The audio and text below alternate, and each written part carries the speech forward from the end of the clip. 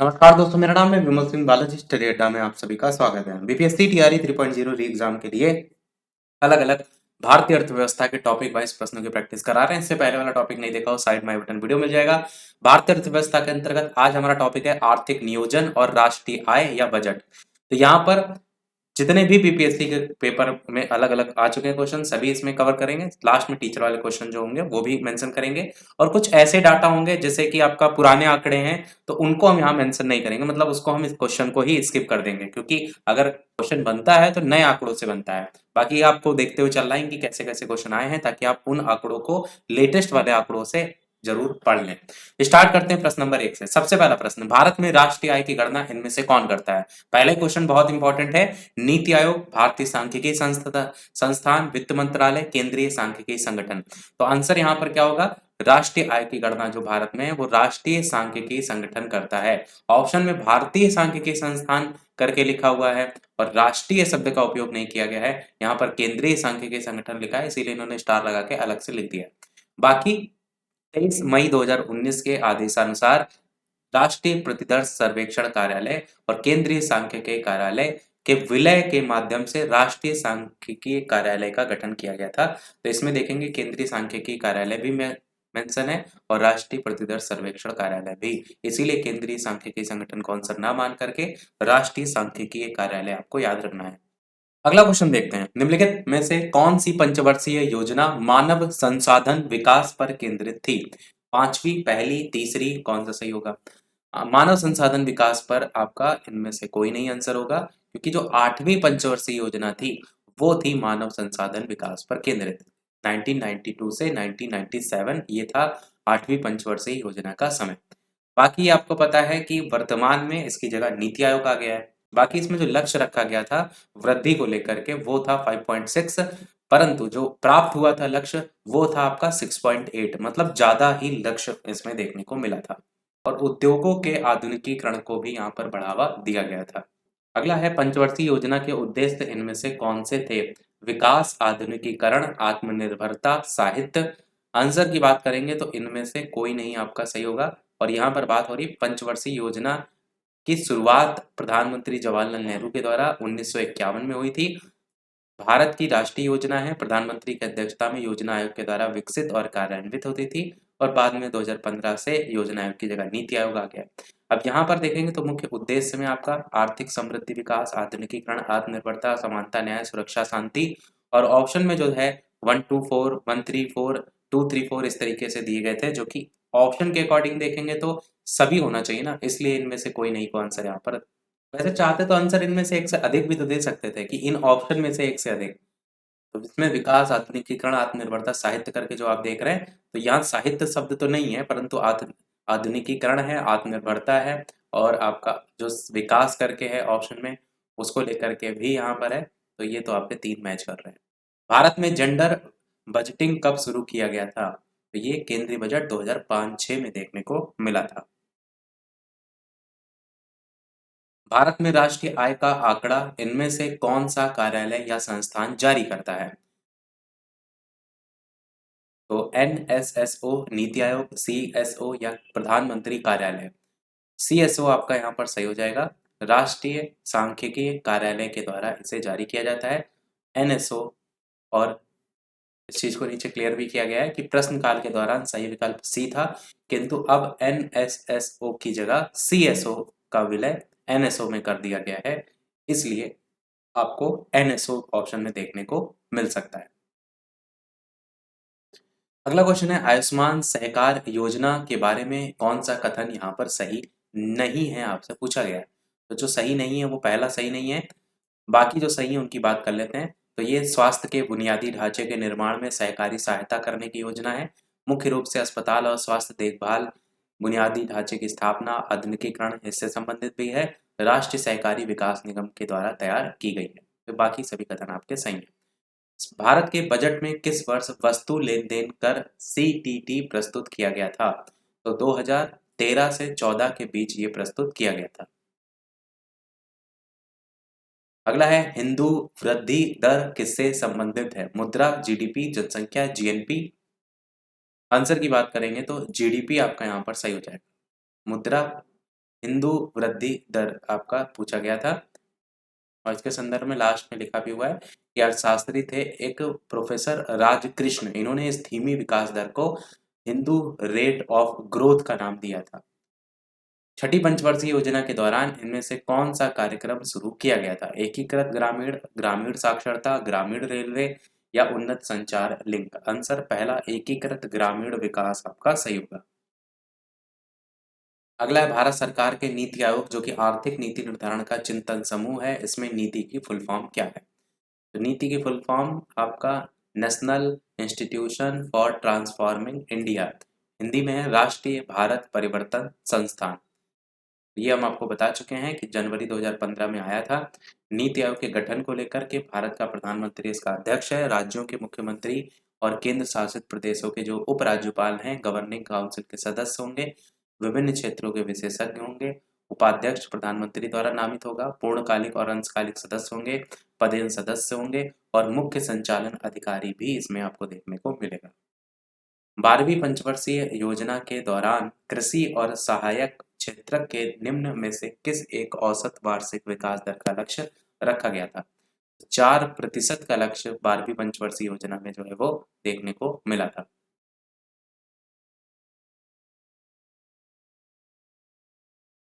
अगला है इनमें से कौन सा एक संघीय बजट 2017-18 के अभीष्ट उद्देश्यों में शामिल नहीं था? रूपांतरित करना भारत को, स्वच्छ बनाना, शिक्षित करना, ऊर्जावान बनाना।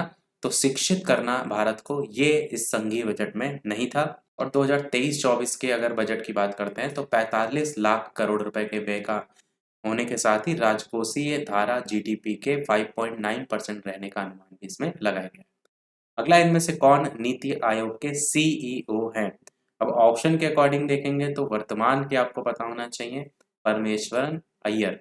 और ये भी पहले के थे, वर्तमान के यहाँ पर भी इन्होंने यहाँ पर अपडेट नहीं दिया है आपको। वर्तमान की अगर बात करें नीति आयोग के सीईओ तो सुब्रमण्यम का नाम देखने को मिलता है, जिनका पूरा नाम BVR सुब्रमण्यम है। लिख देते हैं ऊपर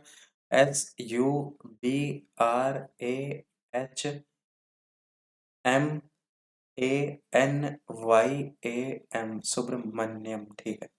तो ये जो है वो नए सीईओ हैं। बाकी योजना आयोग के स्थान पर बनाया गया था संस्थान सरकार के थिंक टैंक के रूप में काम करती है।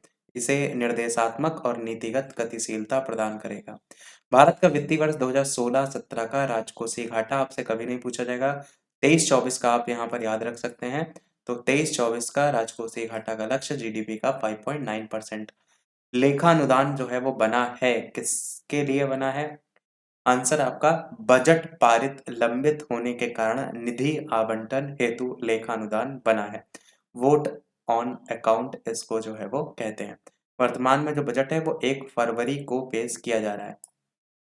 फरवरी के अंतिम या मार्च के पहले पखवाड़े में संसद के बजट सत्र में अगले वित्त वर्ष का आम बजट पेश किया जाता है और वित्त की आवश्यकता को पूरा करने के लिए लेखानुदान की मांग रखी जाती है।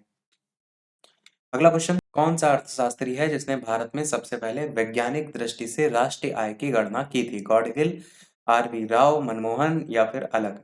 आंसर आपका ऑप्शन VKRV राव यहाँ पर सही होगा। स्वतंत्रता से पहले राष्ट्रीय आय के अनुमान का पहला प्रयास किया था दादा भाई नौरोजी ने। और पहले वैज्ञानिक अनुमान की बात करेंगे तो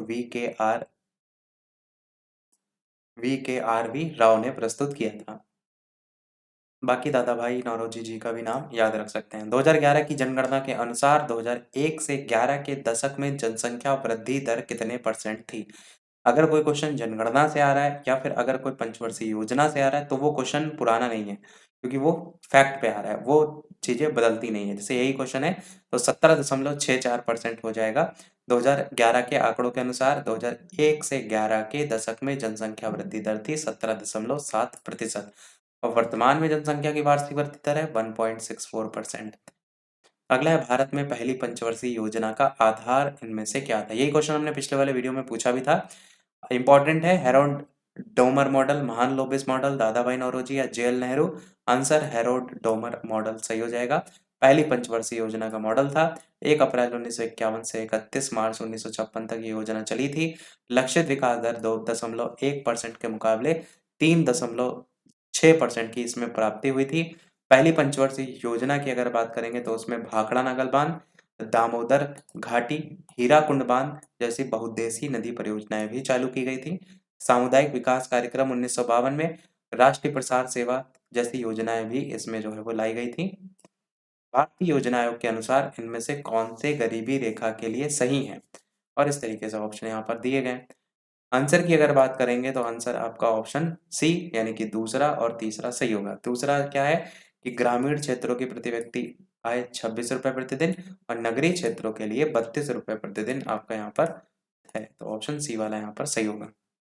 बाकी रिपोर्ट भी बताई गई कि एनएसएसओ सर्वेक्षण के अकॉर्डिंग ये आंकड़े दिए गए हैं। अगला है चालू योजना के बारे में से विचार कीजिए, और ऑप्शन भी इस तरीके से दिए गए हैं। डायरेक्ट आंसर की बात करेंगे तो चारों के चारों यहाँ पर सही हैं।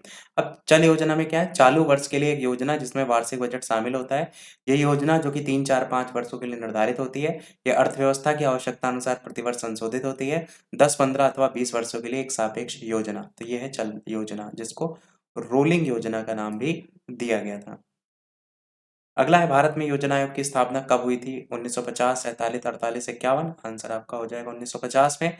योजना आयोग के संदर्भ में कुछ संवैधानिक प्रावधान नहीं है, परंतु केंद्रीय मंत्रिमंडल के द्वारा जो प्रस्ताव पारित किया गया था वो था 15 मार्च 1950। योजना आयोग का अध्यक्ष कौन होता है? प्रधानमंत्री होता है, ये बता चुके हैं। नीति आयोग इसी की जगह आया। राजकोषीय घाटा आपका इनमें से किसके बराबर होता है? ये बढ़िया क्वेश्चन है, क्योंकि सूत्र पर आधारित ये क्वेश्चन पूछ लिया जाता है। तो कुल व्यय माइनस कुल प्राप्तियां, राजस्व व्यय माइनस राजस्व प्राप्तियां, पूंजीगत व्यय माइनस पूंजीगत प्राप्तियां, माइनस बाजार ऋण, इस तरीके से ऑप्शन है। तो आंसर यहाँ पर डी वाला सही होगा। बजटीय घाटे का योग और सरकार का बाजार ऋण तथा दायित्व, तो ये आपका यहाँ पर बजटीय घाटा बराबर कुल व्यय माइनस कुल प्राप्तियां, राजकोषीय घाटा बराबर बजटीय घाटा प्लस सरकार का ऋण प्लस सरकार की देयता, प्राथमिक घाटा बराबर राजकोषीय घाटा माइनस ब्याज अदायगी, और राजस्व घाटा बराबर राजस्व प्राप्तियां माइनस राजस्व व्यय। बिहार राज्य की शिशु मरणांक दर किसके बराबर जो है वो है? तो ये आपका तो झारखंड से अधिक है, और ये क्वेश्चन आया है 2007-8 में। वो भी 2007 के आंकड़ों के अनुसार ही आंसर दिया गया, परंतु 2022 में जारी जो आंकड़े थे उसमें 2020 में बिहार राज्य की शिशु मृत्यु दर 27 थी और संपूर्ण भारत की 28 थी। अगला, बिहार के इतिहास में पहली बार राज्य का आर्थिक सर्वेक्षण प्रस्तुत किया गया किसके द्वारा? नीतीश कुमार, लालू प्रसाद, सुशील मोदी। आंसर आप सुशील मोदी सही हो जाएगा, 2006-7 में। राष्ट्र नियोजन में रोलिंग प्लान की अवधारणा लागू की गई थी।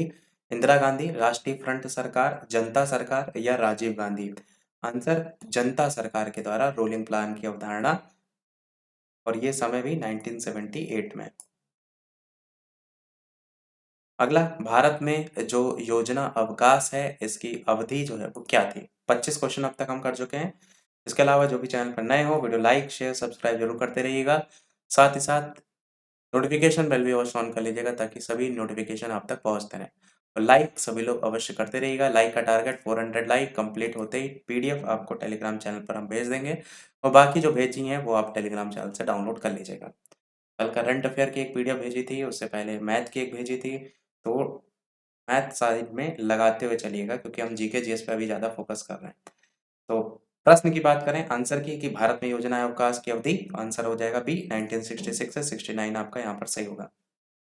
तीसरी पंचवर्षीय योजना 31 मार्च 1966 को समाप्त हो गई थी, और चौथी पंचवर्षीय योजना को 1 अप्रैल 1966 से प्रारंभ होना चाहिए था, किंतु तीसरी योजना की दुर्भाग्यपूर्ण असफलता के बाद क्या हुआ, स्थिर हो गया मामला, और 1966 में भारत सरकार के द्वारा भारतीय रुपए के अवमूल्यन की घोषणा की गई, ताकि देश के निर्यात में वृद्धि की जा सके, किंतु इसके अनुकूल परिणाम नहीं देखने को मिले, अतः चौथी योजना को कुछ समय के लिए स्थगित कर दिया गया था, और उसके स्थान पर 3 वर्षीय योजनाएं लागू की गई थी, जो थी 1966 से 69। इसी को ही योजना अवकाश या प्लान हॉलिडे की संज्ञा दी गई, क्योंकि इसमें कोई नियमित योजना नहीं थी। अगला क्वेश्चन है, 11वीं पंचवर्षीय जो योजना है इसका उद्देश्य इनमें से क्या है? तो निर्धनता का उन्मूलन, समाविष्टि आर्थिक वृद्धि। आंसर आपका समाविष्ट आर्थिक वृद्धि 11वीं पंचवर्षीय योजना का उद्देश्य हो जाएगा। समय इसका 2007 से 2012 के बीच में। अगला क्वेश्चन है, भारत में राष्ट्रीय आय समंकों का आकलन किसके द्वारा किया जाता है? योजना आयोग, भारतीय रिजर्व बैंक, वित्त मंत्रालय, केंद्रीय सांख्यिकी संगठन। आंसर केंद्रीय सांख्यिकी संगठन सही होगा। और यहाँ पर वही चीज उल्लेख किया भी गया है कि पहले आकलन केंद्रीय सांख्यिकी संगठन सीएसओ करता था। बाद में 2019 में केंद्रीय सांख्यिकी कार्यालय यानी सीएसओ और राष्ट्रीय प्रतिदर्श सर्वेक्षण कार्यालय एनएसएसओ इसका विलय करके क्या बना दिया गया? राष्ट्रीय सांख्यिकी कार्यालय यानी एनएसओ। अगला इनमें से भारत की राष्ट्रीय आय का सबसे मुख्य स्रोत क्या है? सेवा क्षेत्र, कृषि क्षेत्र, उद्योग क्षेत्र, व्यापार क्षेत्र। तो सेवा क्षेत्र यहाँ पर आपका यहाँ ऑप्शन पहला सही हो जाएगा। राष्ट्रीय आय में सर्वाधिक योगदान तृतीय क्षेत्र का है, सेवा क्षेत्र का। और वर्तमान में प्राथमिक, द्वितीयक, तृतीयक क्षेत्र का सकल मूल्यवर्धन में योगदान 18.8%, 28.2 और 53% है। ये 2021-22 की समीक्षा के अकॉर्डिंग है। अगला आर्थिक नियोजन विषय है संघ सूची, राज्य सूची, समवर्ती सूची या किसी भी विशेष सूची में उल्लिखित ही नहीं है। आंसर समवर्ती सूची यहाँ पर सही होगा। आर्थिक नियोजन समवर्ती सूची का विषय है। समवर्ती सूची का प्रावधान जो है वो संविधान की 7वीं अनुसूची के अंतर्गत देखने को मिलता है और इसमें दोनों को, केंद्र और राज्य सरकार दोनों को कानून बनाने का अधिकार है। अगला है दूसरी पंचवर्षीय योजना की जो रूपरेखा है वो इनमें से किसके द्वारा तैयार की गई थी? गॉडगिल के द्वारा, राव के द्वारा, महालनोबिस या वकील करके। आंसर आपका सी, पी.सी. महालनोबिस सही होगा। दूसरी पंचवर्षीय योजना 1956 से 61 के बीच में महालनोबिस मॉडल पर आधारित थी। औद्योगिकीकरण और सार्वजनिक क्षेत्र पर इसमें बल दिया गया था। इसमें 4.5% की वृद्धि दर का लक्ष्य रखा गया था, परंतु वास्तविक जो वृद्धि दर थी वो थी 4.27%। राष्ट्रीय कृषि और ग्रामीण विकास बैंक नाबार्ड की स्थापना किस पंचवर्षीय योजना की अवधि में की गई थी? तो नाबार्ड की स्थापना कब की गई थी? ये क्वेश्चन इंपॉर्टेंट है आपका। चौथी, पांचवी, छठी या आठवीं? आंसर आपका छठवीं आपका पंचवर्षीय योजना जो है वो सही होगा। बात करें नाबार्ड की स्थापना को लेकर के तो छठी पंचवर्षीय योजना और कब हुई थी? तो 12 जुलाई 1982 को भारतीय रिजर्व बैंक के कृषि शाख और कृषि के पुनर्वित्त तथा विकास निगम के विलय के द्वारा की गई थी। उद्देश्य इसका यही था कृषि और ग्रामीण विकास के लिए ऋण उपलब्ध कराना। भारत के आर्थिक सुधार का जनक किसे कहा जाता है? ये अच्छा क्वेश्चन है। जवाहरलाल नेहरू, इंदिरा गांधी, मनमोहन सिंह, पीवी नरसिम्हा राव? मनमोहन सिंह आपका सही हो जाएगा। उदारीकरण की शुरुआत हुई थी 1991 में। मनमोहन सिंह ने पीवी नरसिम्हा राव सरकार में वित्त मंत्री पद पर रहते हुए भारत में आर्थिक सुधारों की प्रक्रिया प्रारंभ की थी, जिसके परिणाम स्वरूप उदारीकरण, निजीकरण और वैश्वीकरण की नीति को अपनाया गया था। ये क्वेश्चन पूछा बहुत जाता है। अगला इनमें से कौन सा आर्थिक अधिसंरचना में नहीं आता है? सड़कें, रेलवे, शिक्षा, स्वास्थ्य, ऊर्जा? आंसर शिक्षा और स्वास्थ्य सही हो जाएगा, जो कि आपका किसमें नहीं आता है? आर्थिक अधिसंरचना में। और आता क्या है इसमें? सड़क आती है, रेलवे, ऊर्जा, परिवहन, दूरसंचार, ये सब आता है। शिक्षा, स्वास्थ्य नहीं आता है, वो सामाजिक अधिसंरचना में जो है वो आता है। 10वीं पंचवर्षीय योजना की जो अवधि थी वो कब से कब तक थी? 2002 से 2007 के बीच में देखने को जो है वो मिली थी। अगला है कि भारत की नवी पंचवर्षीय योजना कब से कब तक चली थी? तो ये 1997 से 2002 के बीच में जो है वो चली थी। और इसमें परसेंटेज वैसे सभी में दिया गया है कि मतलब 6.5% का जो दर है उसको लेकर के लक्ष्य रखा गया था। और इस योजना के उद्देश्य में निर्धनता निवारण, रोजगार सृजन, मूल्य स्थिरता, ये सारी चीजें भी लक्ष्य रखी गई थी। किसी देश की प्रति व्यक्ति आय प्राप्त की जाती है? जनसंख्या, राष्ट्रीय आय, राष्ट्रीय आय और जनसंख्या दोनों? तो आंसर यहाँ पर राष्ट्रीय और जनसंख्या दोनों हो जाएगा। प्रति व्यक्ति आय प्राप्त की जा सकती है राष्ट्रीय आय और जनसंख्या दोनों से। और रही बात प्रति व्यक्ति आय की, तो राष्ट्रीय आय की को जनसंख्या से भाग दिया जाए तो प्राप्त आय प्रति व्यक्ति आय कहलाती है। प्रति व्यक्ति आय बराबर कुल राष्ट्रीय आय बटे कुल जनसंख्या। भारत में राष्ट्रीय आय का आकलन एकत्रित किया जाता है? योजना आयोग, आरबीआई या केंद्रीय सांख्यिकी संगठन या भारतीय सांख्यिकी? आंसर केंद्रीय सांख्यिकी संगठन, सीएसओ आपका यहाँ पर सही होगा। और यहाँ पर भी वही बात को क्लियर किया गया, सीएसओ और एनएसएसओ का विलय करके 2019 में इसको बना दिया गया था। वर्तमान में काम कौन कर रहा है? एनएसओ कर रहा है, यानी राष्ट्रीय सांख्यिकी कार्यालय। भारतीय अर्थव्यवस्था में किस पंचवर्षीय योजना काल के दौरान कीमत स्तर घटा था? पहली, दूसरी, चौथी या वार्षिक? आंसर हो जाएगा पहली योजना। कब से कब तक चली थी? 1 अप्रैल 1951 से 31 मार्च 1956 तक। इसमें कीमत स्तर घटा था। कृषि को इसमें उच्च प्राथमिकता जो है वो दी गई थी। भारत में राष्ट्रीय लेखा समग्र एकत्रित किए जाते हैं किसके द्वारा?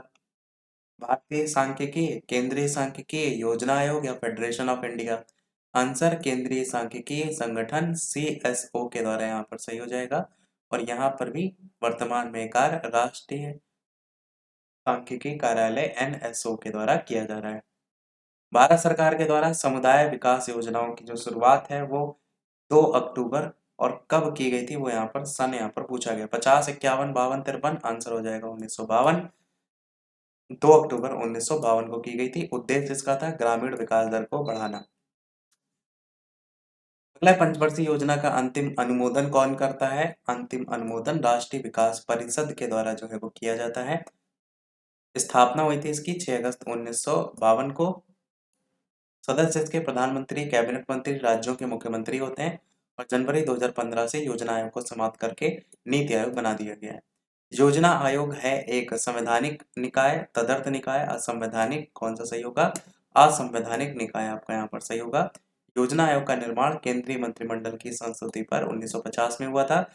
एक गैर संवैधानिक निकाय था। अध्यक्ष प्रधानमंत्री। भारत में योजना अवकाश की अवधि जो है वो कब से कब तक थी? तो ये 1966 से 69 के बीच में थी। ये ऊपर अभी क्वेश्चन आया था, बताया भी था। और भारत में आर्थिक योजना की प्रक्रिया पहली पंचवर्षीय योजना से स्टार्ट हो गई थी। और ये सभी के समय लिखें कि कब से कब तक जो है वो चली थी। तीसरी और चौथी योजना के बीच के अंतराल को योजना अवकाश कहा जाता है। अगला 8वीं योजना के अंतर्गत GDP को निम्न स्तर तक बढ़ाने का लक्ष्य निर्धारित किया गया था। 6.5%, 4.5%, 6%, 5.6%। आंसर डी हो जाएगा 5.6%। 8वीं पंचवर्षीय योजना 1992 से 97 में वार्षिक विकास दर GDP का लक्ष्य था 5.6%। और मूलभूत उद्देश्य था विभिन्न पहलुओं में मानव विकास करना। वास्तविक औसत वार्षिक समृद्धि दर इसमें 6.8% थी। अगला क्वेश्चन है 1991 की नई आर्थिक नीति का लक्ष्य क्या था? उदारीकरण, निजीकरण, भूमंडलीकरण या सभी? तो ये क्वेश्चन में भी बताया था कि सभी का सभी था। मनमोहन मॉडल के नाम से, राव मनमोहन मॉडल के नाम से भी इसे जाना जाता है। अगला है भारतीय योजना आयोग के पदेन अध्यक्ष जो है वो कौन होते हैं? योजना मंत्री, प्रधानमंत्री या राष्ट्रपति या गवर्नर? आंसर की बात करेंगे तो प्रधानमंत्री यहाँ पर सही हो जाएंगे। योजना आयोग की स्थापना 1950 में हुई थी। प्रधानमंत्री योजना आयोग के पदेन अध्यक्ष होते हैं। पहले जो थे वो थे पंडित जवाहरलाल नेहरू। इसके अलावा एक उपाध्यक्ष होते हैं और अन्य सदस्य भी इसमें जो है वो होते हैं। योजना आयोग का स्वरूप क्या था? सरकारी विभाग, परामर्शदात्री संस्था, स्वायत्त निगम, नियम या मंत्रालय? आंसर आपका परामर्शदात्री संस्था के रूप में हो जाएगा। योजना आयोग का स्थापना 1950 में। और इस संस्था का भारतीय संविधान में उल्लेख नहीं है। गठन हुआ था गैर संवैधानिक परामर्शदात्री और विशेषज्ञ संस्था के रूप में। अगला है भारत की 8वीं पंचवर्षीय योजना की अवधि कब से कब तक थी? 90 से 95, 91 से 96, 92 से 97। आंसर हो जाएगा 92 से 97 के बीच में। उदारीकृत अर्थव्यवस्था के रूप में ये जानी जाती है और जॉन डब्ल्यू मिलर के मॉडल पर ये आधारित थी। विकास दर का जो लक्ष्य था 5.6, प्राप्ति थी 6.78। सबसे सफल पंचवर्षीय योजना थी भारत की। विगत वर्षों में भारत की केंद्र सरकार का सर्वाधिक संपूर्ण व्यय किस क्षेत्र से जुड़ा हुआ है? सुरक्षा, विकास, प्रशासन? आंसर हो जाएगा सहायतार्थ अनुदान। तो ऑप्शन डी सही था। बजट 2023-24 में अगर देखेंगे तो सरकार के व्यय के स्रोत में करों और शुल्कों में राज्यों का हिस्सा 18% है, ब्याज भुगतान 20%, अन्य खर्चे 8%, केंद्रीयकृत योजनाओं पर व्यय 9%, सहायतार्थ अनुदान सब्सिडी 7%, केंद्रीय क्षेत्र योजना 17%, वित्त आयोग और अन्य 9, रक्षा 8%, पेंशन 4%। तो पहले ये था संपूर्ण व्यय इसमें अनुदान में, पर अब इसमें नहीं है। 2023-24 में देखेंगे तो सबसे ज्यादा 20% वाला आपको देखने को मिल रहा है। अगला क्वेश्चन देखते हैं। 1995 से 96 के बजट में आय कर में छूट की सीमा की बात की गई है तो 40,000, परंतु इतना पुराना नहीं याद रखना है। बजट 2023-24 में आयकर छूट की सीमा 3 लाख रुपए है। अगला है 7वीं पंचवर्षीय योजना में अविकासीय व्यय में वार्षिक वृद्धि का औसत जो है वो कितना है? तो 18.9% जो है ये है। भारत में राष्ट्रीय आय का आकलन कौन करता है? बता चुके हैं, केंद्रीय सांख्यिकी संगठन। अगला है पंचवर्षीय योजनाओं के और वर्तमान में भी बता चुके हैं। केंद्रीय पंचवर्षीय योजनाओं के मसौदे को अंतिम रूप से कौन स्वीकृति प्रदान करता है? तो राष्ट्रीय विकास परिषद आपका यहाँ पर जो है वो सही हो जाएगा। 1952 में स्थापना वर्ष वो भी बता चुके हैं। योजना आयोग का गठन कब हुआ था? तो ये हुआ था 1950। योजना आयोग और नीति आयोग के स्थान पर आया था। बाकी संविधानेतर निकाय है। 1992 से 93 के लिए वित्तीय घाटा, ये भी आपका 2023-24 का याद रखना है, 5.9% अनुमानित। पंचवर्षीय योजना की कौन सी अवधि सही नहीं है? तो कौन सी सही नहीं है? आंसर यहाँ पर 1966 से 71 लिखा हुआ है, जबकि केवल 66 से 66 के बीच में जो ये तीसरी वाली पंचवर्षीय योजना चली थी। 66 से 69 के बीच में 3 वर्षीय योजना अवकाश देखने को मिला था। भारतवर्ष में इनमें से कौन सी विनिमय दर व्यवस्था लागू है? फ्री फ्लॉट आपका यहाँ पर जो है वो सही होगा।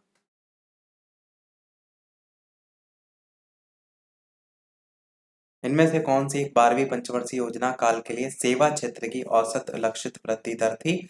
10% का लक्ष्य 12वीं पंचवर्षीय योजना में रखा गया था। कृषि में 4%, उद्योग में 9.6% और जीडीपी वृद्धि के लिए 8%। अगला, भारत में इनमें से किसके शासनकाल में रोलिंग प्लान आया था? तो ये आया था जनता पार्टी के शासनकाल में। JNNURM का संबंध इनमें से जो है वो किससे है? तो शहरी अधोसंरचना से जो है ये संबंधित है। तो कहते हैं जवाहरलाल नेहरू राष्ट्रीय शहरी नवीकरण योजना 2005 में जो ये शुरू की गई, शहरों के विकास से संबंधित। इन पंचवर्षीय योजना में किसमें तीव्रतर संपोषणीय और अधिक समावेशी विकास का लक्ष्य रखा गया था? तो ये 12वीं पंचवर्षीय योजना में लक्ष्य रखा गया था। भारत की 11वीं पंचवर्षीय योजना के दौरान कृषि और सहायक क्षेत्र के लिए लक्षित वृद्धि दर 4% के प्रत्युत्तर में वास्तविक वार्षिक वृद्धि दर इनमें से क्या थी? 3.3% जो है ये थी।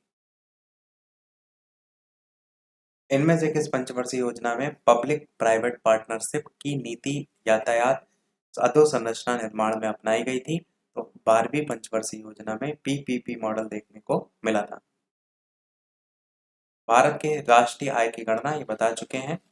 देख रहे हैं एक ही क्वेश्चन कितनी बार अलग अलग पेपर में आया हुआ है। भारत एक का योजना आयोग ये भी बता चुके हैं, सलाहकार बोर्ड है। कौन भारतीय नियोजन का एक उद्देश्य नहीं है? जनसंख्या वृद्धि किसी प्रकार से उद्देश्य नहीं होगा। राजकोषीय घाटा की नई परिभाषा का सुझाव किसके द्वारा, किस समिति के द्वारा दिया गया था? चलैया समिति, चक्रवर्ती समिति, राखी समिति, रंगराजन समिति। चलैया समिति आपका यहाँ पर सही होगा। राजकोषीय घाटा सरकार के कुल व्यय और कुल आय के अंतर को कहते हैं। भारत में सामुदायिक विकास कार्यक्रम का आरंभ कब हुआ था? पहली पंचवर्षीय योजना काल में जो ये हुआ था, 1952 में। 1950 में भारत के योजना आयोग का गठन हुआ था, किस अधिनियम या अध्यादेश से? आंसर आपका सरकारी आदेश से जो ये हुआ था। दुर्गपुर, भिलाई और राउरकेला इस्पात कारखाने, उनकी स्थापना, ये इंपॉर्टेंट क्वेश्चन है, स्थापना कौन सी पंचवर्षीय योजना में हुई थी? पहली, दूसरी, तीसरी, सातवीं? दूसरी पंचवर्षीय योजना में ये देखने को मिला था। भारत में राजकीय आय का सबसे बड़ा स्रोत इनमें से क्या है? विक्रय कर, आयकर, उत्पाद शुल्क। आंसर इनमें से कोई नहीं होगा। प्रश्न के टाइम में स्रोत निगम कर था, पर बजट 2023-24 के अकॉर्डिंग सकल कर राजस्व में सर्वाधिक हिस्सा है। वस्तु सेवा कर, आयकर, निगम कर, आयकर केंद्रीय उत्पाद शुल्क से अनुमानित है। संपूर्ण रूप से सबसे बड़ा स्रोत उधार और अन्य देयताएं 34% है। अगला क्वेश्चन टोटल 75 तक क्वेश्चन है। तो भारत में सबसे पुराना बृहत्तर उद्योग कौन सा है? लौह और इस्पात, पटसन, सूती वस्त्र, कागज। आंसर सूती वस्त्र यहाँ पर जो है वो सही हो जाएगा। आधुनिक काल में सूती वस्त्र का पहला कारखाना 1818 में फोर्ट ग्लास्टर कोलकाता में स्थापित हुआ था। 9वीं पंचवर्षीय योजना का काल कब से कब तक? 1997 से 2002 के बीच में। ये हमारा लास्ट क्वेश्चन था। अब एक क्वेश्चन वीडियो को समाप्त करने से पहले आपसे भी, जैसे कि सभी वीडियो में हम आपसे एक नए के प्रश्न पूछते हैं, इसके अलावा जो भी चैनल पर नए हो वीडियो लाइक, शेयर, सब्सक्राइब अवश्य करते रहिएगा। कोई प्रश्न हो कमेंट में पूछ लीजिएगा। व्यापक तौर पर राष्ट्रीय अर्थव्यवस्था 3 क्षेत्रों में बटी होती है। तृतीय क्षेत्र को किस नाम से जाना जाता है? कृषि क्षेत्र, श्रम क्षेत्र, सेवा क्षेत्र, उद्योग। अपना आंसर वीडियो के मेन कमेंट में टाइप करके बताइएगा। इसके अलावा जो भी टेलीग्राम चैनल से नहीं जुड़े हो बालाजी स्टडी डेटा सर्च करके जुड़ सकते हैं, और इससे पहले वाले वीडियो नहीं देखे हो तो प्लेलिस्ट में जाकर के देख सकते हैं। तो आज की वीडियो में इतना ही रखते हैं, मिलते हैं अगले वीडियो में कुछ नए प्रश्नों के साथ, नए टॉपिक के साथ। तब तक के लिए सभी को नमस्कार, जय हिंद।